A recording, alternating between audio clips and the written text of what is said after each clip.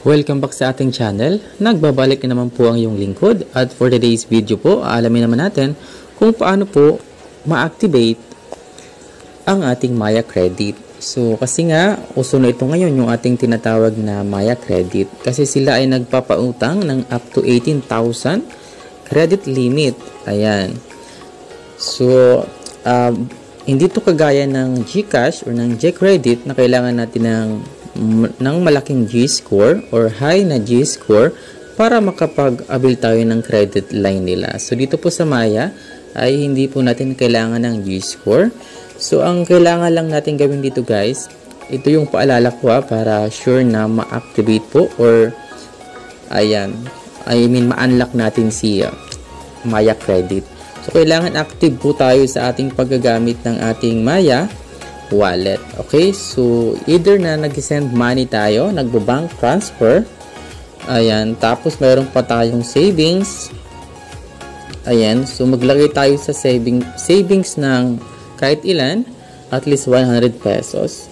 So malaking tulong na yan para ma-unlock natin si Maya Credit. So hindi lang yan, so kailangan din natin maglagay din tayo dito ng amount. At least hindi siya maubos. Palagi tayong may laman lagi ang ating Maya. At least nadadagdagan din siya. Hindi, kung nawawala naman siya, kailangan din natin malagyan ulit. Ayan. And then, pwede rin natin guys dito gumamit ng load nila. Ayan. Mag-load din tayo sa Maya. So, marami naman ditong choices ng pagluludan. So, instead na magpa-load kayo sa iba, gamitin nyo po si Maya load. Okay?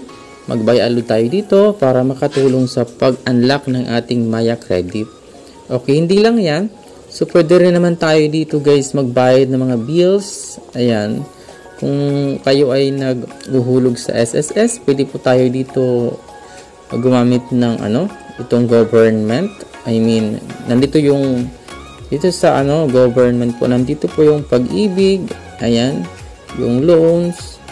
At saka yung SSS contributions at SSS loans, kung kailangan natin magbayad, pwede po natin siya gamitin para makatulong po na ma-unlock natin si GCredit. Okay? Ayan, hindi lang yan. So, marami pang features dito na pwede natin gamitin. Kung gusto natin mong bank transfer to other bank or e-wallet, gamitin din po natin ito si bank transfer ni Maya. Okay? So, andito lahat ng mga bank at e-wallets na pwede. Nandito rin guys si GCash. Ayan. Pwede tayong makapag-transfer papunta sa GCash or to other bank account. Okay? So, napakalaking tulong niya. Yung mga features na yan kung magamit natin. Okay. Ito rin si crypto guys. Pwede rin tayo dito mag-invest sa crypto trading. Kahit na worth 100 or 50 pesos at kahit nga piso lang pwede din naman yan. At least makadagdag tayo sa ating pagiging active po sa paggamit ng Maya. So, marami pa ditong features na pwede nating gamitin. I mean, gawin para makatulong sa pag-unlock ng Maya. So, yung mga sinabi ko kanina, yun yung palaging ginagamit talaga dito. Okay? Ito kasing cash in. Pwede din naman yan. Mag-cash in tayo sa bank account, Maya Center. Ayan. So, pwede yan.